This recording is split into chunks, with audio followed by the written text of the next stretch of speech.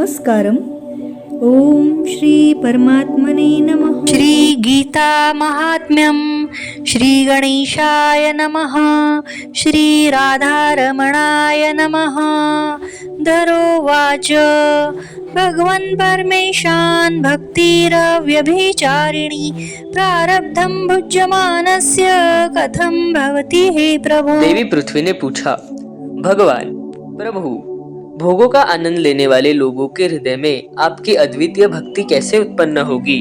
श्री विष्णोरुवाच प्रारब्धं भुज्यमानो हि गीताभ्यासरतः सदा स मुक्तः स सुखी लोके कर्मणा नोपलिप्यते.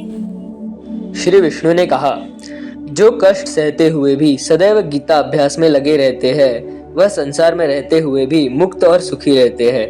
वह कर्म में लिप्त नहीं होते. महापापादि पापानि गीता ध्यानं करोति चेत् क्वचित् स्पर्शं न कुर्वन्ति नलिनी दलमम्बुवत्. यदि कोई व्यक्ति गीता ध्यान ज्ञेय ज्ञान का अध्ययन करता है तो उसे पंच महापातकादि पाप नहीं छूते, जैसे कमल के पत्ते को पानी से नहीं लेपित किया जाता है. गीतायाः पुस्तकं यत्र यत्र पाठः प्रवर्तते तत्र सर्वाणि तीर्थानि प्रयागादीनि तत्र वै. जहाँ स्तोत्र और मंत्रों की पुस्तक होती है वहाँ प्रयागराज आदि सभी तीर्थ निवास करते हैं. सर्वे देवाश्च ऋषयो योगिनः पन्नगाश्च ये गोपाला गोपिका वापि नारदोद्धव पार्षदैः सहायो जायते शीघ्रं यत्र गीता प्रवर्तते. जहाँ भी गीता का अभ्यास चल रहा है वहाँ सभी देवता, ऋषि, योगी, सर्पराज, गोपाल, गोपी, नारद, उद्धव और पार्षद मौजूद है और त्वरित सहायता प्रदान करते हैं. यत्र गीता विचारश्च पठनं पाठनं श्रुतं तत्राहं निश्चितं पृथ्वी निवसामि सदैव हि. जहाँ गीता का चिंतन, गीता का अध्ययन, अध्यापन और श्रवण होता है, हे पृथ्वी, मैं वहाँ पर निश्चय ही वास करता हूँ. गीताश्रयेऽहं तिष्ठामि गीता मे चोत्तमं गृहं गीता ज्ञानमुपाश्रित्य त्रीन् लोकान् पालयाम्यहम्. मैं गीता की शरण में रहता हूँ. गीता ही मेरा सर्वोत्तम घर है और गीता के ज्ञान का आश्रय लेकर ही मैं त्रैलोक्य का पालन करता हूँ.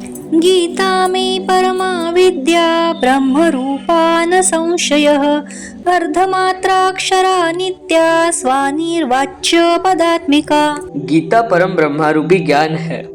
वह अविनाशी अर्धस्वर ओम में म शाश्वत और स्व नामक अनिर्वचनीय अक्षर रूप है. चिदानन्देन कृष्णेन प्रोक्ता स्वमुखतोऽर्जुनं वेदत्रयी परानन्दा तत्त्वार्थ ज्ञान संयुता. चिदानंद स्वरूप श्री कृष्ण ने स्वयं अर्जुन से कहा, वह ऋग यजुः सम वेदत्रयी वेद रूपिणी आनंदमय और दर्शन से परिपूर्ण है. योष्टादश जपो नित्यं नरो निश्चल मानसः ज्ञान सिद्धिं स लभते ततो याति परम पदम.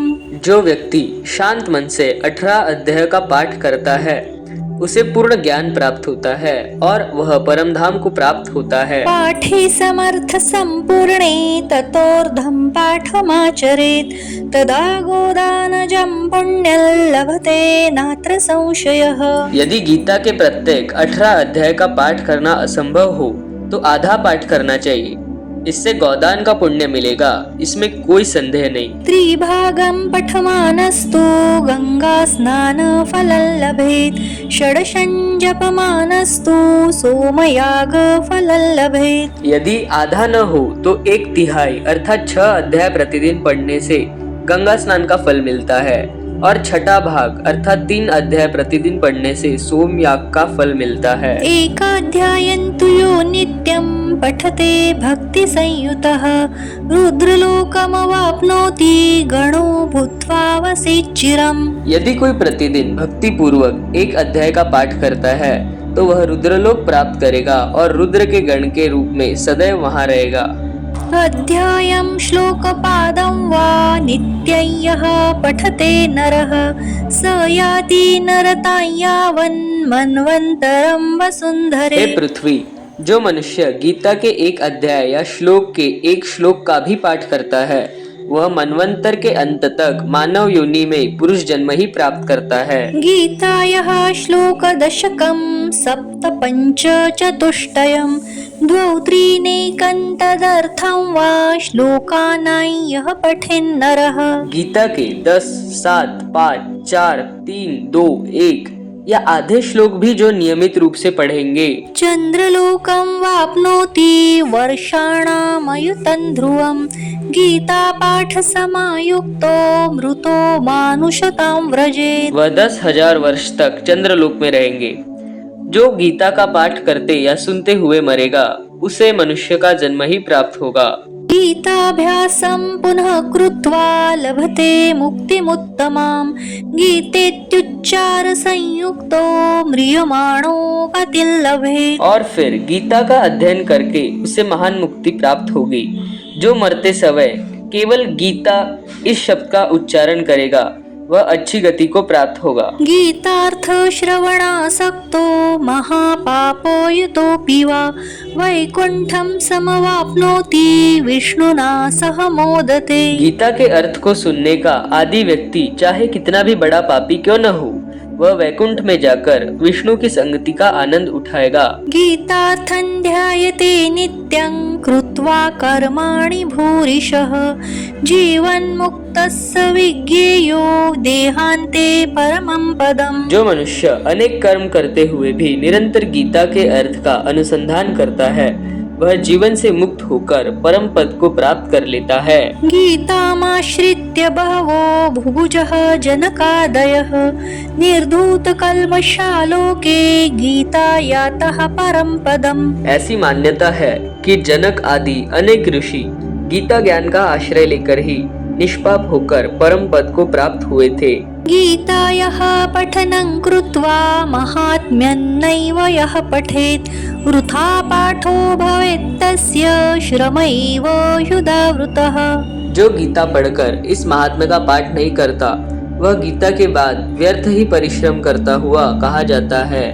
एतन्महात्म्य संयुक्तं गीताभ्यासं करोति यः स तत्फलं वाप्नोति दुर्लभां गतिमाप्नुयात्। जो इस महात्म्य के साथ गीता का अध्ययन करेगा उसे उपरोक्त फल की प्राप्ति होगी और उसे दुर्लभ गति प्राप्त होगी।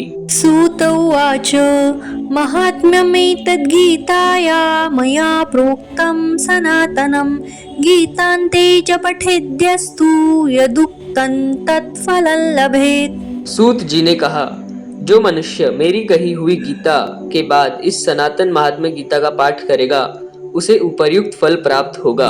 श्री वाराह पुराणे श्री गीता महात्म्यम संपूर्णम श्री कृष्णार्पणमस्तु। इस प्रकार श्री वराह पुराण में गीता महात्म्य पूरा हुआ।